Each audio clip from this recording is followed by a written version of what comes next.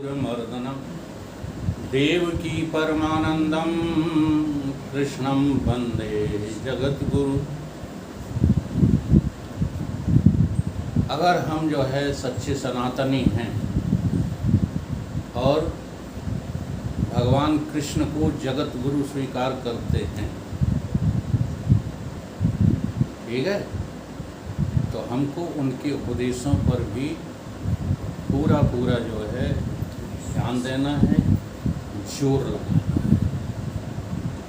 तो भगवान कृष्ण ने गीता का प्रारंभ किया और वहीं से तुमको विवेक सिखाना शुरू कर दिया।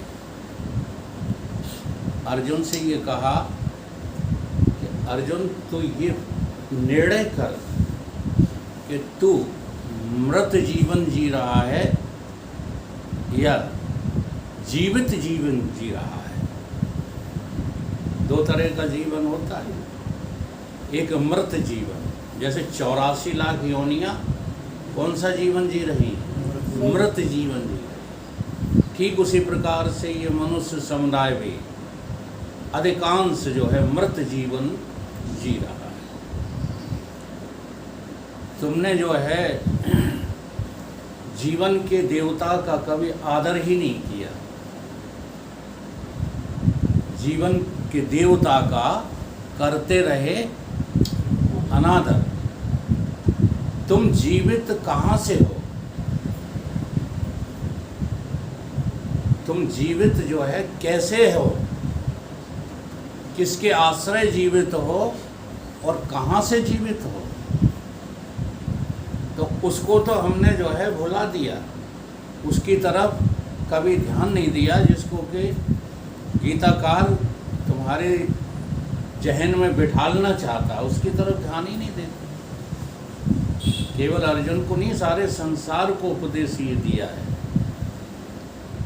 और कहा है कि देखो, समझो, मरे मराए को तुम जीवित समझकर दुखी हो रहे हो। देहो अस्मिन यथा देहे कुमारम यौवनम जरा। इनको तुम मैं कहे जा रहे हो। बचपन में तुम किसे मैं कहते रहे? देह को। जवानी में तुम किसको कहते रहे? देह को। बुढ़ापे में भी किसको मैं कहे जा रहे हो? ये मरी मराई पुखिया को मैं कहे जा रहे। इसी का अभिमान लेकर के, अब ये तीन हैं, जब देह नाम लिया जाता है तो तीनों देहों को सम्मिलित करके लिया जाता है और इन तीनों देहों में से किसी न किसी को मैं अभी भी कहते रहते हैं। इसका धर्म है जन्मना और मरना। इसको भी भगवान कृष्ण ने स्पष्ट समझा है, जातस्य ही ध्रुवम जन्म मृत्युश्च च तस्मात् अपरिहार अर्थ है। कितना स्पष्ट बोल रहे हैं। ये तुम जो है बेमतलब के अर्थ में क्यों जो है अपनी बुद्धि को खफा कर रहे हो? परिहार अर्थ है। न तुम सोचितम अर्हसि, इसके विषय में तुम काहे सोचते रहते हो? जो जन्मा है वो मरेगा, जो मरा है वो जन्मेगा। ये तेरा धर्म नहीं है। जातस्य है ध्रुवम। कौन जन्मा है? गधा मरे कुम्हार का, और को होए धोबिन, कुम्हारन भी नहीं, धोबिन सत्ती होए। बहुत बढ़िया डायलॉग है। देह मरती है, जी हाँ, तुम्हारा अंतःकरण भी नहीं मरता कि चलो कुम्हार मरा हो तो कुम्हारन सत्ती हो जाए, कुम्हार का गधा मरा हो तो कुम्हारन सत्ती हो जाए, तो चलो एक बार मान भी ले। गधा मरा, धोबी मरा हो, धोबी का गधा मरा हो तो धोबिन सत्ती हो जाए, तो थोड़ा सुनने में भी अच्छा लगेगा। और मरा कौन है? कुम्हार का गधा। और सती कौन हो रही है? कुम्हार। मरता केवल स्थूल शरीर है, सूक्ष्म शरीर भी, कारण शरीर भी मरता नहीं है। लेकिन तुम दुखी हो रहे हो, तुम कह रहे हो हम मारेंगे तो पाप में पड़ जाएंगे, और मर जाएंगे तो क्या मिलेगा? क्या तुम बेवकूफ़ों जैसी बातें कर रहे हो अर्जुन? तो देखो, जो जन्मता है सो मरता है, स्थूल जन्मता है, स्थूल ही मरता है। ठीक। दूसरा उन्होंने कहा कि एक जो है आता और जाता है, एक तो जन्मता मरता है और एक जो है वो जाता है आता है, या यूँ कहो करता है भोगता है। इस जन्म के जो है खुशी को भोग रहा है और मरण के दुख को भोग रहा है। ये कर्ता भोक्ता की भ्रांति। पहले तो जन्म मृत्यु की भ्रांति वही को लग रही। हाँ, जो जन्मता मरता है वो भी तू नहीं है, वो जो करता भोगता है, आता जाता है, सोता जगता है, वो भी तू नहीं। तू कहाँ है इनमें से? समझा रहे हैं भगवान कि नहीं भगवान? तो भगवान जो है कृष्ण भगवान जगत गुरु आपको इस मोह बंधन से, इस भव सागर से निकालना चाहते हैं और तुम उनकी ही बात को नकार करके दुनिया के साहित्य पढ़ते रहते हो। मेरा निवेदन ये नहीं है कि दुनिया वालों के साहित्य पढ़ो ना, लेकिन उनका समर्थन क्यों करने लगते हो? अपने ही देवता का करते रहे निरादर, फिर जीवन के देवता का। तो यदि स्थूल रूप से समझो इसको तो अपने ही देवता का। हमारे गुरु हमारे देव हैं तो मंत्र तो बोलते हो, गुरु ब्रह्मा गुरु विष्णु गुरु देव, लेकिन उनकी बात बिल्कुल स्वीकार नहीं है, बात स्वीकार नहीं। तो निरादर हो गया कि नहीं? फिर गहरी बात ये है कि जीवन के देवता का, जो जीवित है, जो जीवित है और जिससे जीवित है, उन दोनों को भूले हुए। मरे को जीवित कह रहे हो। ये शरीर मरा मराया है कि जिंदा? मरी मराई पुखिया से काहे नाता जोड़ा। ये मरी मराई पुखिया है, इसी को मैं मेरा कहे जा रहे हो, मैं मेरा कहे जा। इसके मान को मान समझते हो, इसके अपमान को अपमान समझते हो, इसके फायदे को फायदा समझते हो, हैं? नहीं समझते। इसके नुकसान को नुकसान समझते हो। मकान टूट गया, क्या हो गया? किसका नुकसान हो गया? लेकिन वो तुम्हारी जो बुद्धि में, हाँ, किसी दूसरे को मैं मेरा मान के भरा पड़ा है, वो हटता ही नहीं। तो मृत भाग अलग करो और जीवित भाग अलग करो, इसका नाम विवेक है। तो मृत बहुत गहरे में मिलेगा। मृत माने जड़ और जीवित माने चेतन और चैतन्यता। चेतन और चैतन्य की चैतन्यता, ये तो जीवित है। और बाकी जितना भी संसार है, ब्रह्मांड है या सृष्टि है, सब मरा मरा है। अब मरे को जीवित और जीवित लापता। जीवित क्या है? लापता है। तो अपने आप जो है तुम भ्रमित रहोगे कि नहीं रहोगे? तो सबसे पहले जो है ज्ञान का साधन है विवेक। विवेक उत्पन्न करो, मर मर को अलग और जीवित जीवित को अलग देखना शुरू करो। तो मर से तुम्हारा कोई संबंध निकलेगा ही नहीं। तुम जीवित हो कि मरे मराए हो? देखो, मरे मराए हैं ईंट, पत्थर, मिट्टी, पानी, ये सब क्या हैं? जड़ हैं, मरे मराए हैं। इनकी अपेक्षा से जीवित जो है 84 लाख योनियां हैं, लेकिन तुम्हारी दृष्टि में वो भी मरे मराए हैं। तुम अपनी जान बचाने के लिए, अपने पुत्र की जान बचाने के लिए, अपने संबंधियों की जान बचाने के लिए हजारों जीवों को खा जाते हो। ध्यान करो तो ये बातों का पता लगेगा। अभी हमें माता जी ने दवा दी है कि ये कीटाणुओं से बनती है। कोई भी होम्योपैथी की दवा बिना कीटाणुओं के हत्या के बनती ही नहीं। ऐसी बहुत सारी आयुर्वेदिक दवाइयाँ बनती है कि नहीं है? तो तुम्हारी अपेक्षा वो मृत है। ऐसे ही आप जो है पीछे हटते आइए। इसी को कहते हैं निषेध प्रक्रिया भजन। एक होता है विधि प्रक्रिया भजन, वो ज्ञानी का होता है। अज्ञानी कभी विधि प्रक्रिया से भजन नहीं कर सकता। अगर वो करता है तो वो दूसरों को उल्लू बनाता है, खुद तो उल्लू है ही। क्योंकि विधि प्रक्रिया बिना ब्रह्म बोध के आ ही नहीं सकती। जो अपने को ब्रह्म एव ब्रह्मई भवति, जो अपने को ब्रह्म देख चुका है, जी हाँ, उसका आनंद तो फिर वो ही ले पाएगा, दूसरे कैसे ले लेंगे?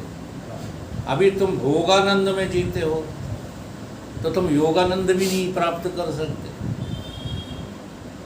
समझ रहे हो कि नहीं समझ रहे हो? ऐसे ही तो गांजे वालों ने जिंदगी बर्बाद कर ली।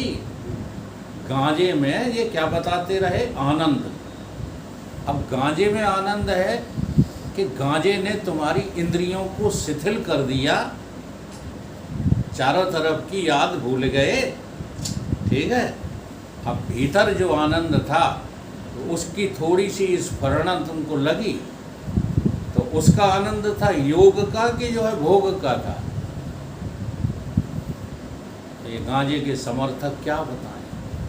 भगवान शंकर को बताते हैं कि वो जो है क्या पान करते हैं, भांग खाते हैं। ये भजन भी बड़े बड़े अच्छे बनाए,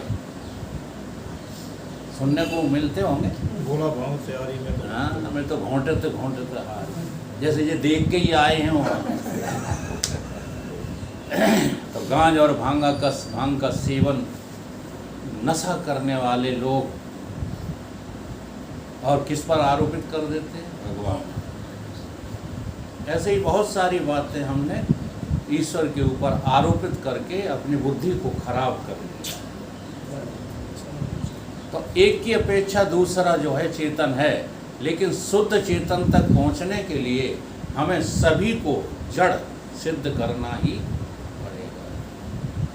तो जब तुम अपने में आ जाओ तो आपके तीनों शरीर भी जड़ ही,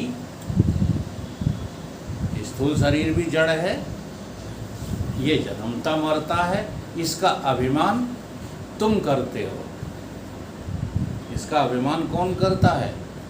तुम आत्मा होकर के इसका अभिमान करते हो, और अभिमान करके आत्मा को विस्मृत कर देते हो, इसे मैं कहने लगते हो। ऐसे ही दूसरा शरीर है, उसमें आना जाना, उसका लक्षण क्या है? आना जाना,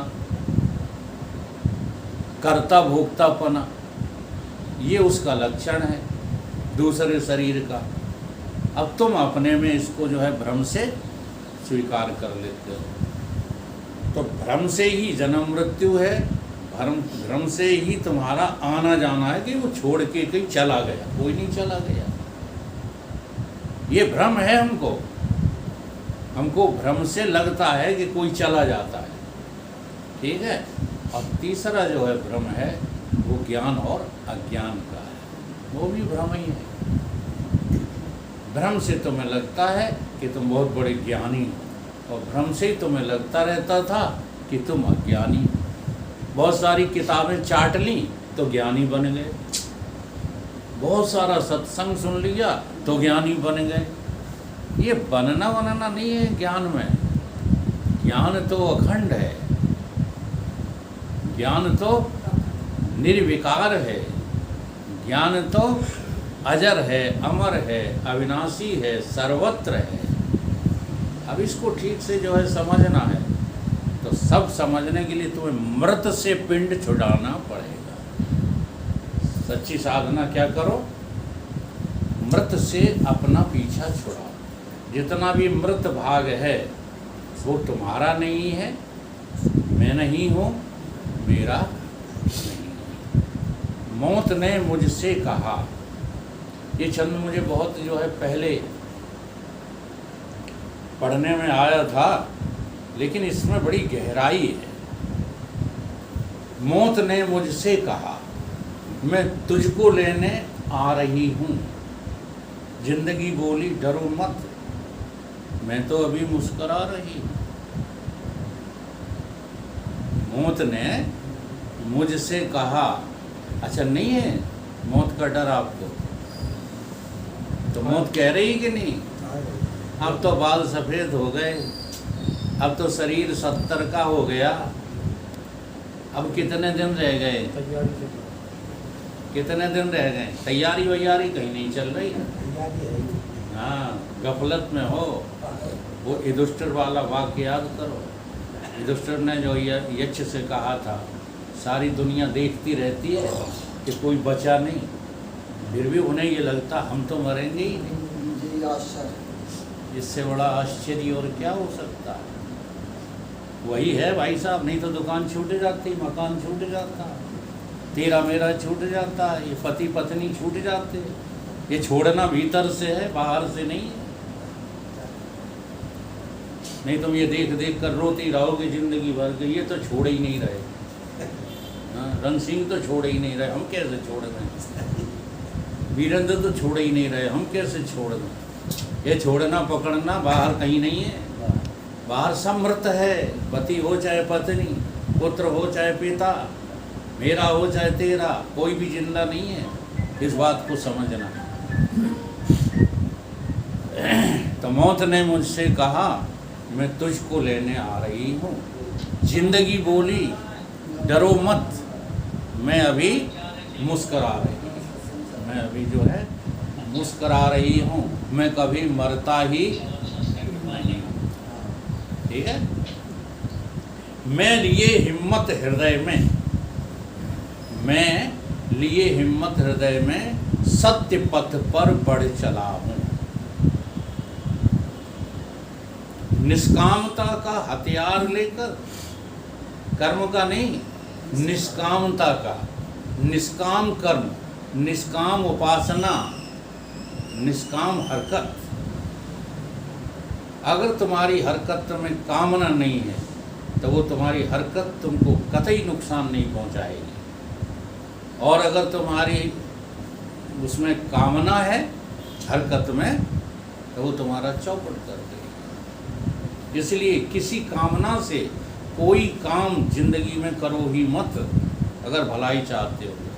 किंचित, किंचित कहा है, किंचित कर्मंडे वादिकारस्ते माँ फलेषु कदाचिन, कदाचिन, किंचित भी, लेकिन बनता नहीं।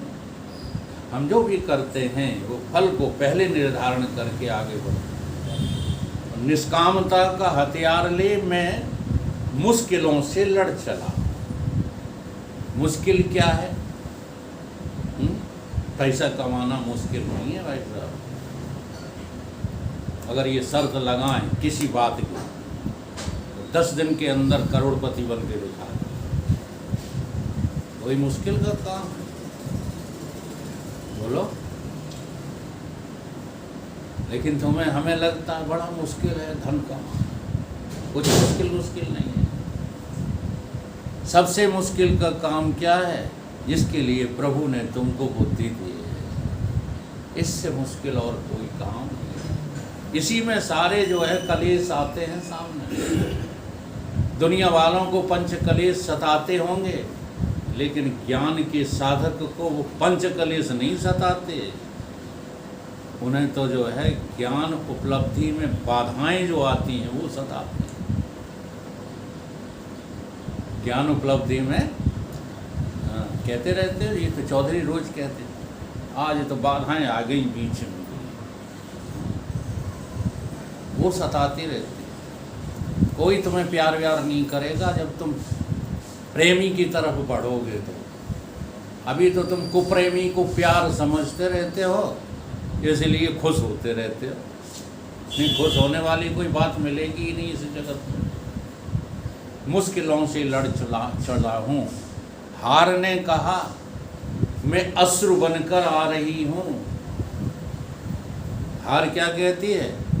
कि मैं तुम्हें रुला दूंगी, जीत यूं बोली डरो मत, मैं मुस्कान लेकर आ रही है। ये तो बाद में पता चलता है, हाँ, कौन जीता कौन हारा।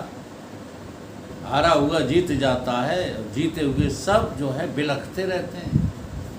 जो आज अपने को नेता कह रहे हैं, वैभवशाली कह रहे हैं, धनवान कह रहे हैं, जी हाँ, ये जो है जब मौत सामने आ जाएगी तब नौनों आंसू रोएंगे। ये दो पौड़ी के नहीं रहेंगे। और जिन्होंने इन पर कवर कर लिया है, कोई लेना नहीं पैसे वैसे से, वैभव से, नाम से, बड़ाई से, क्या लेना देना। तो मौत के समय भी मुस्कराते हुए जाएंगे इस जगत से। ये बहुत बड़ी जो है सच्चाई है। जीत ने मुझसे कहा कि मैं मुस्कान लेकर के आ रही। इंसानियत आंसू बहाए, क्या है, जब आप सच्ची साधना करेंगे तब आपको इंसानियत रोती हुई मिलेगी।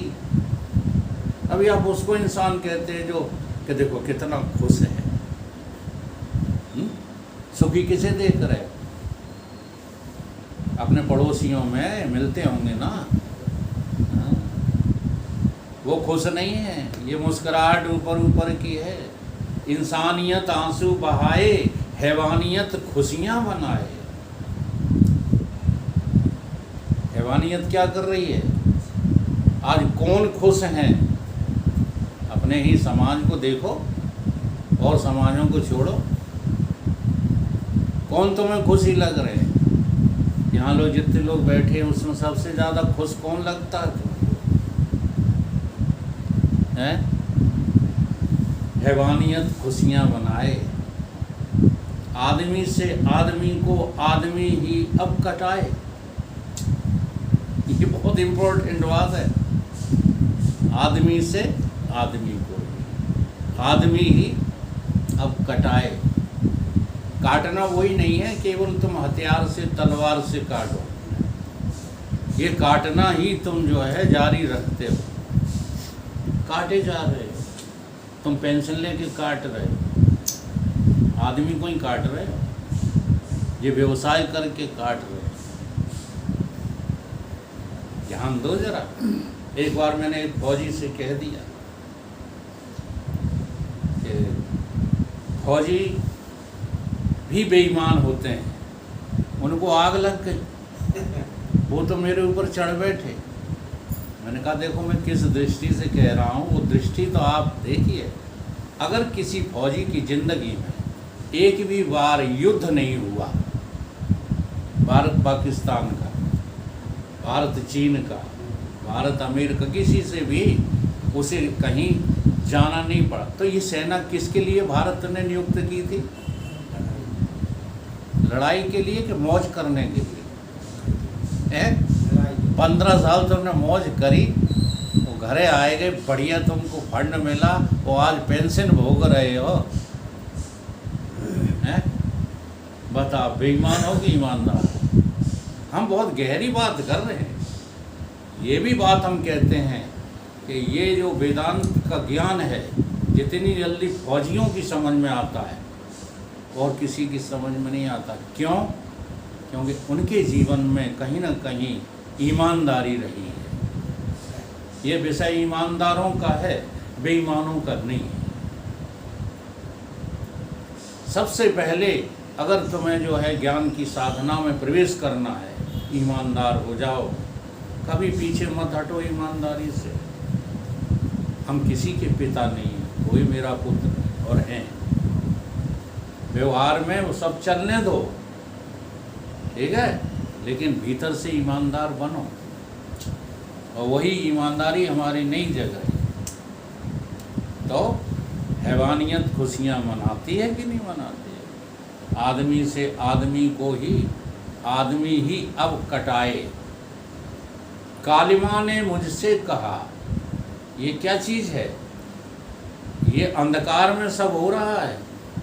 भाई भाई का दुश्मन है, पिता पुत्र का दुश्मन है, सासें बहुएं लड़ रही हैं। ये क्या है? कालिमा नहीं है? ये तमोगुण की प्रधानता नहीं है, तामस बहुत रजोगुण थोड़ा, उसी की वजह से तो ये सब हो रहा है, हैं? अब जैसे तुम प्रेम समझते हो, वो प्रेम थोड़ा ही है, वो भी स्वार्थ है, मतलब है। उस मतलब को हटा करके देखो। हम तो जिन्हें वैराग नहीं हो रहा है उनके सामने एक ही बात रखते हैं कि जो तुम अपने घर वालों को, जैसे उन्होंने रखा था ना सप्त ऋषियों ने रत्नाकर के सामने, हाँ, कौन भोगेगा? ये तुम पैसा कमा रहे हो गलती से, जल्दी से, बेईमानी से, जैसे भी, इसका भोग कौन भोगेगा? इसका परिणाम कौन भोगेगा? बताओ। हाँ, अब किसान कहता मैं बेईमान नहीं, क्यों नहीं हूँ बेईमान? तुम बेईमानी करके जो है अपने घर वालों को दे देते हो कि नहीं? बता, बड़ा गहरा चिंतन है। कहे प्रोफेसर साहब, चलो आज प्रसादी तो लिए जाओ। तो रोजाना आते रहेंगे, फिर कितने आगे रह जाएंगे। अच्छा, ठीक, चलो इसमें से रुको जरा, दे दी, बुला के दे दो, इसमें से एक लड्डू दे दो। अब भी चले जाएंगे जब वहाँ स्टेशन पे, तब दे होके जाएंगे।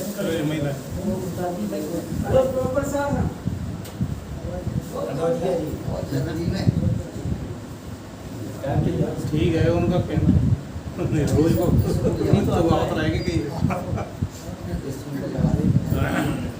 जो हम समझा रहे हैं वही घटनाएं हो जाती हैं, तुम समर्थन करने लगते हो। ये समर्थनवाद छोड़ दो जगदीश, भलाई चाहते हो। हिम्मत चाहिए, काय की नौकरी, काय की चाकरी, ये बैठे हैं सब पर लात मारे, और सबको लात नहीं मारोगे तो परमात्मा तुम्हारे घर का नहीं है, हल समर्थन करने लगते हो। ये तो उनकी अपनी भाषा है, वो जहाँ जी रहे हैं वहाँ बोल रहे हैं। तुम समर्थन क्यों करते हो? तुम्हें तो इसका त्याग करना है। तुम कोई जो है पराधीन हो, तुम्हारा स्व व्यवसाय है, बंद करो, दे दो लड़के बच्चों को जिम्मेदारी, हटा, अब हमें अपने लिए जीना है। कुछ समय ऐसा निकालो, प्रीत कर लो। हाँ, ये सब गप्पे देते रहोगे, जवान खर्चा करते रहोगे जिंदगी भर। ये उनकी अपनी परिस्थिति है, ठीक है, वो नहीं अभी छोड़ पा रहे हैं नौकरी, जो नौकरी कर रहे हैं वो नौकरी नहीं छोड़ पा रहे हैं, तो वो विधेय हैं मोह माया में कि वे ब्रह्मज्ञानी हैं। किताबें याद कर लेने से ब्रह्मज्ञानी हो गए। ध्रुव ने लात मार दी थी, प्रहलाद ने लात मार दी थी, एक बताएं जाने कितनों ने। तो सच्चाई को स्वीकार करो। ये सब कुछ हटा देने पर, वो ये सब भीतर से होता है, बाहर का खेल नहीं है। कालिमा ने मुझसे कहा मैं अंधियार लेकर के आ रही, तो ये कालिमा ही है, ये अंधकार में हमको रखे हुए है कि संसार सत्य लगता है, क्रियाकलाप सत्य लगते हैं, नौकरी चाकरी व्यवसाय ये सब सत्य लगता है, गृह कार्य सत्य लगते हैं, ये सब सत्य लग रहे हैं। किसकी वजह से? तामस की वजह से, कालिमा की वजह से। कालिमा ने मुझसे कहा मैं अंधियार लेकर के आ रही, अंधकार है ये। तो पूर्णिमा बोली डरो मत, मैं चांदनी लेकर के आ रही। पूर्णिमा ने क्या कहा? पूर्णिमा माने ज्ञान है, ज्ञान। ओम पूर्णमद है, पूर्णिमा का मतलब है जब तुम आत्मा को उपलब्ध हो जाओगे तो आपकी जीवन में पूर्णिमा आ जाएगी, और पूर्णिमा में चांदनी खिलती है, अंधेरा नहीं। पूर्णिमा ने मुझसे कहा मैं चांदनी लेकर के आ रही। मृत्यु ने मुझसे कहा मैं तुझको लेने आ रही हूँ। जिंदगी बोली डरो मत। हाँ, तुम मृत के हिस्सेदार नहीं हो, तुम तो जीवित हो, सदा जीवित हो। तुम्हें कोई मिटा नहीं सकता, मार ही नहीं सकता। जब तुम्हारे शरीर को नहीं कोई मार पाता, सूक्ष्म शरीर को कोई मार पाता है, कारण शरीर को कोई मार पाता है। ये कारण और सूक्ष्म का वध तो आप स्वयं कर